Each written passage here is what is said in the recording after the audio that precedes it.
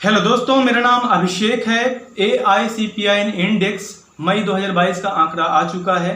By the way AICPI index के मुताबिक ही, इन आंकड़ों के मुताबिक ही गवर्नमेंट एम्प्लॉयज़ का महंगाई भत्ता तय होता है। साथ ही साथ अगर हम बात करें कि महंगाई कितनी बढ़ रही है या मार्केट में क्या चल रहा है, हलचल को अगर आपको जानना हो तो आप कहीं ना कहीं महंगाई को अगर आप ट्रेस करना चाहें एक्चुअल मायनों में, तो आपको ये आंकड़े काफ़ी मददगार साबित हो सकते हैं।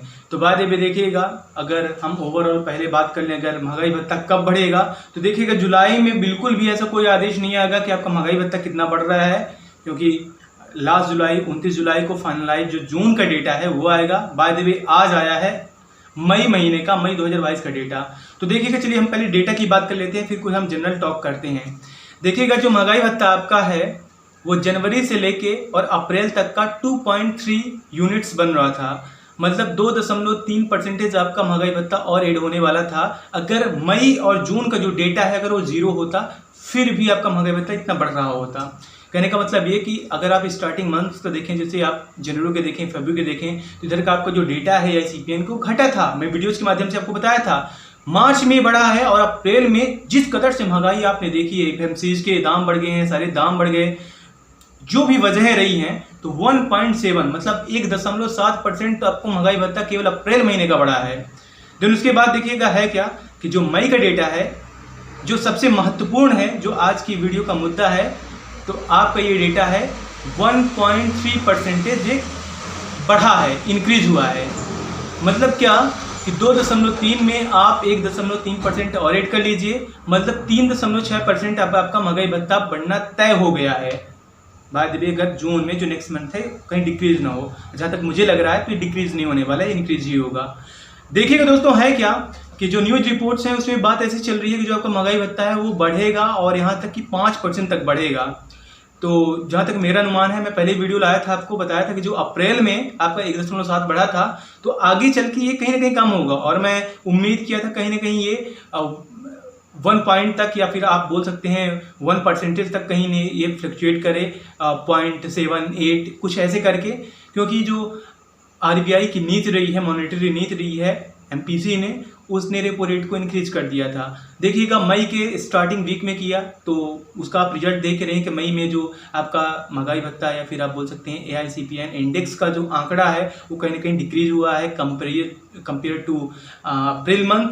एंड उसके बाद जून के फर्स्ट वीक के जस्ट अबाउट टाइम पे ही RBI ने दोबारा से रेपो रेट को इंक्रीज कर दिया, और उससे ज़्यादा इंक्रीज कर दिया जो उससे पहले इंक्रीज किया था। आई थिंक 0.4 बेसिस किया था मई में एंड 0.5 बेसिस किया था जून में। तो आप मान सकते हैं कि जो आपका महंगाई का दर है या महंगाई बढ़ने का दर है वो कहीं ना कहीं अब आगे चल के कम ही होगा। जो जून का ये इफेक्टिव जो मंथ अभी रहा है, इसका डेटा अगले मंथ आ जाएगा बाय द वे 29 जुलाई को। तो हम मान सकते हैं कहीं ना कहीं जो आपका ये डेटा रहेगा तो 0.5 to 1% तक आप बोल सकते हैं ये कहीं ना कहीं इंक्रीज होने वाला है अगर होगा तो।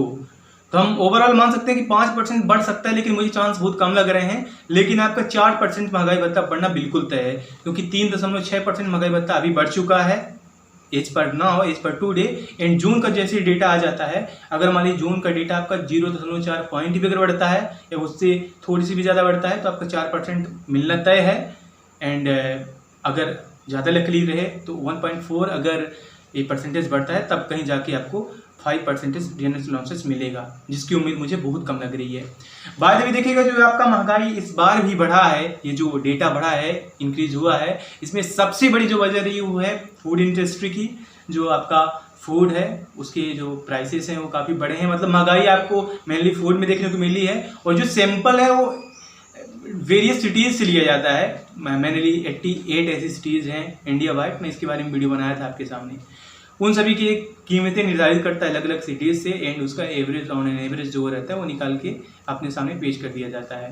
बाद में इसके अलावा जो फ्यूल प्राइसेस है, तो कहीं ना कहीं फ्यूल प्राइसेस एंड जो एनर्जी की बात आ जाती है, इसमें भी काफ़ी इफेक्ट हुआ है। और इसका भी जो कहीं ना कहीं डेटा है या फिर महंगाई में जो इसका कंट्रीब्यूशन है फ्यूल का एंड फूड का, ये दोनों सबसे ज़्यादा है। सबसे ज़्यादा फ्यूल का है, देन उसका फूड का है, देन उसके बाद और भी जो कमोडिटीज़ हैं उनका है।